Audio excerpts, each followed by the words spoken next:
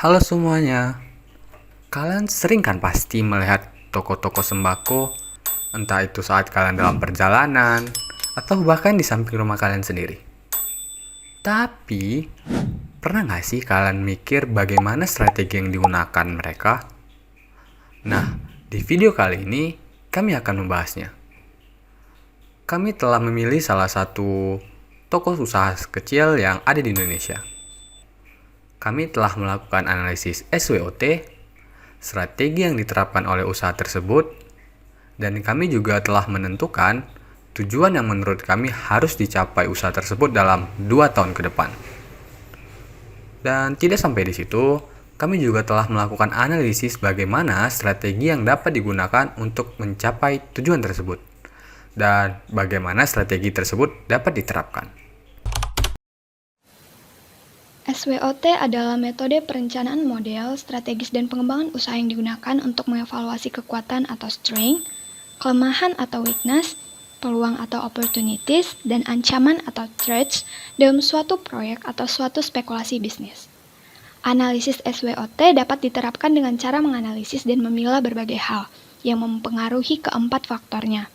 Kemudian menerapkannya dalam gambar matriks SWOT, di mana aplikasinya adalah bagaimana kekuatan mampu mengambil keuntungan dari peluang yang ada, bagaimana cara mengatasi kelemahan yang mencegah keuntungan dari peluang, selanjutnya bagaimana kekuatan mampu menghadapi ancaman yang ada, dan terakhir adalah bagaimana cara mengatasi kelemahan yang mampu membuat ancaman menjadi nyata atau menciptakan sebuah ancaman baru. Yang pertama ini ada strength atau kekuatan. Nah, pada usaha sembako yang kami pilih ini ada beberapa kekuatan di dalam usaha tersebut. Yang pertama itu adalah harganya itu lebih murah dibandingkan dengan minimarket. Karena barang yang diambil ini dari distributor langsung. Nah, yang kedua yaitu letaknya itu dekat dengan pelanggan dan sudah memiliki pelanggan tetap. Karena dia letaknya itu, jadi usaha ini itu terletak di suatu desa yang dimana desa ini ada beberapa blok. Nah, usaha ini ada pada satu blok yang dimana tentunya masyarakatnya itu tidak terlalu banyak sehingga memiliki pelanggan tetap yang mana mereka lebih dekat untuk ke warung tersebut. Nah, yang ketiga itu adanya sistem bond atau utang untuk pelanggan tetap. Nah, sistem bond ini hanya berlaku kepada orang yang sudah menjadi pelanggan tetap atau sudah lama berbelanja dan dapat dipercaya. Jadi tidak semua orang itu dapat mendapatkan utang atau bond. Nah, selanjutnya itu ada modal awal yang relatifnya lebih kecil dibanding ruko atau bisnis besar ya. Nah, jadi karena ini warung sembako yang dimana skalanya itu kecil, jadi modal yang dikeluarkan itu pada awalnya juga lebih kecil dibandingkan dengan ruko-ruko besar. Nah, selanjutnya itu produk yang dijual ini beraneka ragam karena melihat dari kebutuhan masyarakat sekitar seperti bahan makanan, sembako ataupun barang rumah tangga lainnya. Jadi produk yang dijual ini beraneka ragam sesuai dengan permintaan dari konsumen yang berbelanja di warung sembako tersebut. Nah, selanjutnya itu ada sistem pelayanannya dan operasionalnya itu lebih mudah dibandingkan minimarket atau bisnis besar. Mengapa demikian? Karena di usaha tersebut itu masih menggunakan sistem manual. Jadi dia hanya menggunakan uang kertas.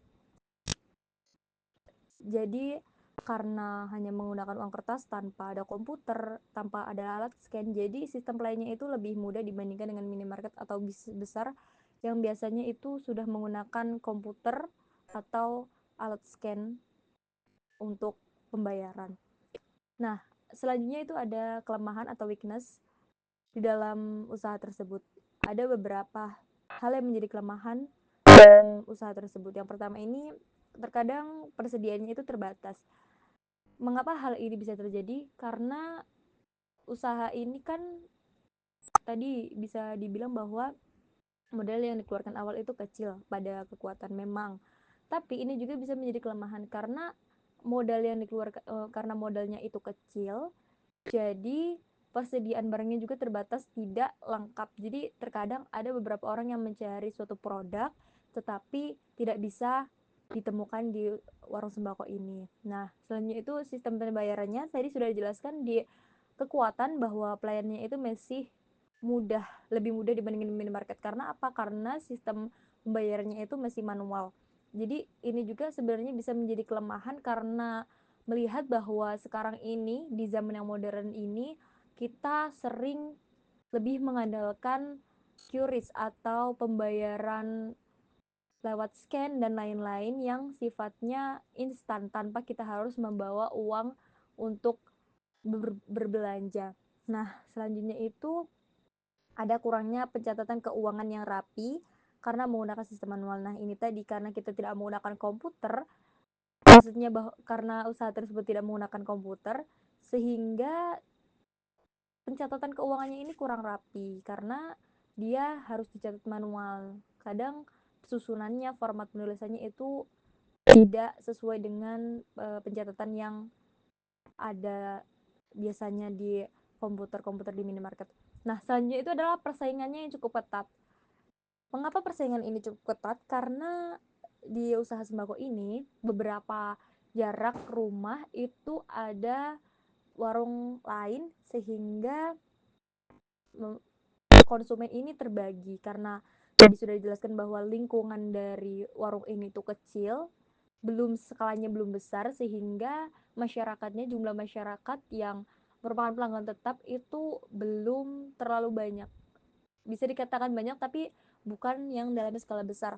Nah, sehingga karena adanya warung lain di beberapa langkah atau jaraknya beberapa rumah, itu merupakan persaingan ketat di sini karena sehingga konsumen ini terbagi dengan jumlahnya yang tidak bisa dikatakan sangat besar ataupun menyeluruh dari seluruh penjuru desa sehingga me- menyajikan bahwa ini merupakan sebuah persaingan ketat. Nah, selanjutnya itu ada ancaman atau threats. Ada 4 ancaman di sini, yaitu yang pertama ini adalah banyaknya supermarket atau minimarket yang baru launching. Jadi, usaha ini itu berdiri jauh sebelum minimarket, supermarket itu datang ke daerah sini. Nah, sehingga ancaman dari supermarket dan minimarket yang baru launching ini merupakan ancaman bagi toko-toko sembako termasuk warung sembako yang kami analisis ini. Nah, selanjutnya itu adalah perubahan kebiasaan belanja masyarakat dari offline ke online. Karena kita bisa lihat bahwa sekarang ini sudah marak belanja online dari TikTok maupun Shopee ataupun aplikasi belanja online lainnya. Nah, ini juga merupakan suatu ancaman bagi warung sembako tersebut karena orang lebih suka mungkin paketnya diantar ke rumah dengan harga yang mungkin lebih murah, terus free ongkir dan sebagainya sehingga bisa menjadi perubahan kebiasaan bagi masyarakat tersebut untuk berbelanja di online atau e-commerce daripada belanja offline. Meskipun jaraknya terbilang dekat ya. Nah, selanjutnya ini ada kenaikan harga bahan pokok terutama akibat kebijakan pemerintah atau situasi ekonomi global. Kita bisa ketahui bahwa seringkali terjadinya kenaikan harga pokok atau harga bahan pokok ini yang dikeluarkan oleh pemerintah kebijakannya. Nah, kenaikan harga ini juga merupakan suatu ancaman bagi warung sembako tersebut karena kita kaitkan dengan ancaman yang kedua tadi bahwa perubahan kebiasaan belanja masyarakat dari offline ke online ini semakin marak. Nah, mungkin dengan kenaikan harga bahan pokok, nah orang-orang ketika mereka sudah mengenal dari e-commerce, mereka lebih memilih berbelanja di online karena harga bahan pokoknya itu lebih murah, bahkan bisa diantar ke rumah. Nah, selanjutnya ini resiko pelanggan yang berutang. Nah, karena tadi ada dikatakan di kekuatan ini ada sistem utang bon untuk pelanggan tetap sehingga pelanggan tetap ini terus menjadi pelanggan tetap. Nah, tetapi ini juga bisa menjadi resiko ancaman ya. Karena apa? Karena sehingga pelanggan yang belum menjadi pelanggan tetap yang belum bisa dipercaya itu sedikit iri mungkin ya, dan bisa menjadi resiko pelanggan yang berhutang ini. Kenapa? Karena orang-orang yang belum menjadi pelanggan tetap ini berpikir bahwa pelanggan yang ini saja boleh berhutang, kenapa saya tidak? Sehingga ini menjadi resiko. Nah, ini menjadi ancaman bagi warung sembako tersebut, sehingga banyak orang-orang yang berhutang karena melihat yang lainnya juga berhutang. Nah, selanjutnya ini ada peluang atau opportunities. Ini ada 3 peluang di warung sembako tersebut. Yang pertama ini kebiasaan belanja masyarakat yang membuat banyak orang memilih belanja di warung sembako karena lebih dekat dan praktis. Nah, iya. Jadi orang-orang itu kadang sedang masak contohnya. Nah, terus mereka kekurangan masako ataupun bumbu dapur ataupun hal-hal lain, mau mandi, sabunnya habis. Nah, karena suatu yang tiba-tiba dan untuk pergi lagi, untuk naik motor lagi ke minimarket atau supermarket yang jaraknya cukup bisa dikatakan jauh, mereka lebih memilih untuk jalan ke warung sembako tersebut dikarenakan apa? Yang pertama lebih dekat, dan yang kedua itu lebih praktis. Nah, yang kedua ini dukungan dari pemerintah. Nah, sekarang ini ada yang namanya kredit usaha rakyat atau dana kur, yang dimana ini dapat digunakan oleh warung sembako ini untuk menambah modal usaha pada warung sembako ini. Nah, jadi dana kur dari pemerintah ini merupakan sebuah peluang juga bagi warung sembako ini untuk memperbanyak stok produk yang dijual. Nah, ketiga yaitu adalah peluang pengembangan usaha yang dapat menambahkan produk lainnya. Yang seperti yang dikatakan tadi bahwa dengan dana kur ini kita bisa maksudnya produk dari usaha sembako tersebut itu bisa lebih bervariasi atau lebih banyak lagi, bisa menambahkan produk-produk rumah tangga juga seperti mungkin sikat cuci piring ataupun sebagainya. Nah, oke, jadi itu adalah analisis SWOT yang kami analisis pada warung sembako ini.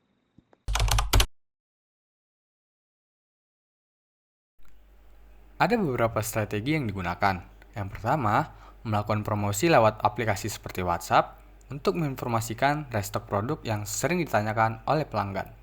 Yang kedua, menyediakan produk-produk baru yang banyak diminta dan ditanyakan oleh konsumen.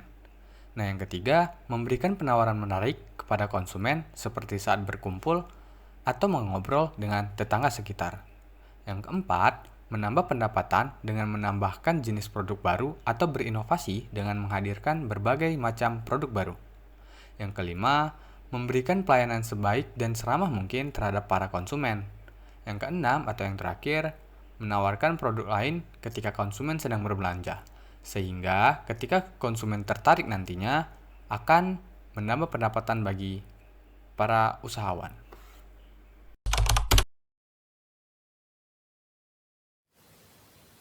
Dalam 2 tahun ke depan, warung sembako harus fokus pada pencapaian beberapa tujuan penting untuk memastikan kelangsungan dan perkembangan usaha.